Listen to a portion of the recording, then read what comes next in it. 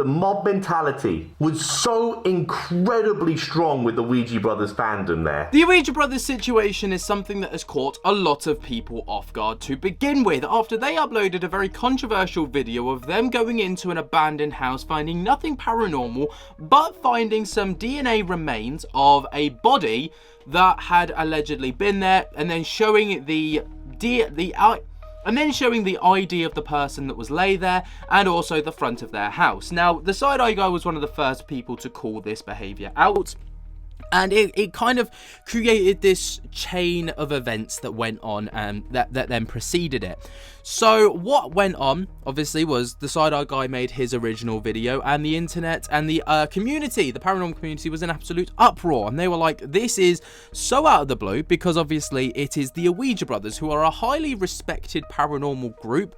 And I think people were disappointed more that it was the Ouija Brothers doing these actions, because if it was someone else, then maybe you'd come to expect it, but because they're so well respected, this obviously, you know, it was very out the blue and left field.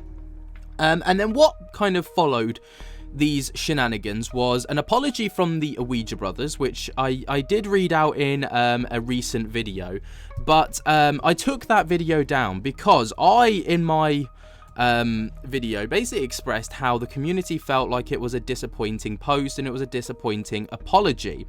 And, you know, it did kind of come across like it was less of a good response, let's say. But I took that video down because I ended up going that evening into the Ouija Brothers live stream and discovered there that they were actually, well, it was one of the two Ouija Brothers, I can't remember which one it was, but he was breaking down in the live stream. Now, that live stream has since been taken down, but bear in mind that that live stream took place because it is something that's going to be very prevalent moving forwards for this video. Now, it looks almost as if the apology post from the Ouija Brothers has also been removed from their YouTube channel. So as of right now, the video is no longer live and neither is any of the apology stuff. But we have still got the fallout on everyone's YouTube channels with regards to this. So the side-eye guy actually popped up within the live stream, and within the live stream, whoever it was that was live at the time from the Ouija Brothers end actually invited the side-eye guy to come and join the live stream, which he did. And he, in his latest video talking about this, has basically stated that it was the biggest mistake that he's ever made, and he massively regrets joining the live stream for a multitude of reasons. So let's talk about what has gone on. So the side-eye guy stated that he initially had a video already planned and he sent that out to other creators to kind of proof watch, but for some reason, whatever happened, it must have been some kind of heated video, and he chose not to post it, instead posting the video that we essentially got.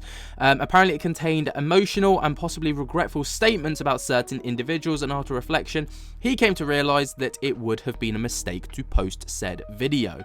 But then he went on to talk about, obviously, the controversy surrounding the Ouija Brothers. So the side-eye guy made a video about the Ouija Brothers exploring an abandoned house where the body had once decomposed. The video sparked controversy, leading to strong reactions from viewers on both sides of the fence. Of course, the Ouija Brothers fans bounced back and bit back, and the, you know, more neutral or debunking fans were saying that this was completely wrong. But then, like I said, we moved on to the live stream incident, which is the topic of today's video. Now, I must say, obviously, the title is going to be something along the lines of, you know, the toxicity from the Ouija Brothers fan base. This is no reflection of the Ouija Brothers, and this is no reflection of all of their fans, but it is a small minority of fans from their fan base. And, you know, if it was any other fan base, just like with when we had Ghost Club Paranormal's fan base, for example, calling out debunkers and stuff, you know, or we've had debunkers in the past calling out paranormal channels and it's all got very messy, you're going to call it out regardless of who's on the receiving end. So, you know, we go on to the live stream incident. So the side-eye guy actually joined the Ouija Brothers live stream to clarify some points that he had with regards to their video. And they apparently had a very civil discussion with one another. But the live chat was filled with toxic comments. And the Ouija Brothers moderators, fans, and even Griff, who is apparently one of the members, allegedly engaged in hostile behavior. So this is obviously very, very interesting because I think it was Steve that was actually on the video, and Griff wasn't there, but I think he was in the chat. And they all kind of jumped on the bandwagon of this toxicity and this toxic mindset. So it's very interesting that one of the Ouija brothers also joined in with that behavior, allegedly. Now, I can't say this for certain. I wasn't there. I can't rewatch the live stream, unfortunately, to see the live chat. I can only go off of what the side-eye guy has said. But interestingly as well, a lot of people have said, like, you know, a lot of people have remained quiet on this topic other than the side-eye guy, even though if it was any other paranormal channels or YouTubers or whatever, this would have been a massive talking point, but no one's chosen to talk about it. Some users even made extreme comments, including one hoping that a cyclone that is due to hit Australia would harm the side-eye guy. Obviously, that's absolutely horrific, regardless of the you know, content that's being created. You don't do that. Then there started this kind of mob mentality and harassment. So the side-eye guy described the behavior of certain Ouija brother fans as mob-like bullying. And despite some fans defending them, the toxicity was overwhelming. They expressed disappointment that people would act this way, stating if such behavior happened in their own live stream, they would be absolutely mortified. So, you know, the side-eye guy would be mortified. He did have a private discussion with Griff. So after the live stream, they had a calmer private conversation with Griff, and the discussion was more productive than and tensions were eased a little bit.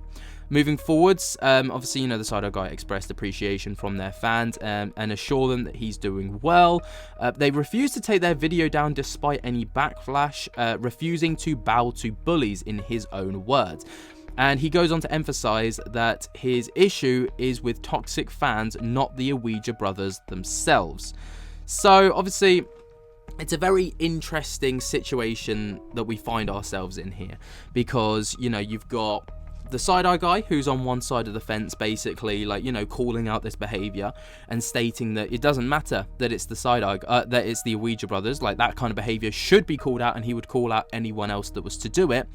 And then obviously he's been met with a lot of hostility, and he's created this video to kind of call out the behavior of the fans, which is fair enough. Obviously, I know, you know, people can have a very hostile response to certain things, and I must stress once again, this is not a reflection on the Ouija brothers. This is not a reflection on all or a majority of the Ouija brothers fan base. This is actually a minority, and I have seen a hell of a lot of comments just to kind of across the board, across a bunch of different videos, of Ouija brother fans being actually very disappointed in them for creating this, and even being disappointed now with them removing the response. It's almost as if they're trying to sweep it under the carpet and pretend that it never happened, allegedly. That's what people are saying in comment sections, so, you know, don't shoot the messenger, people.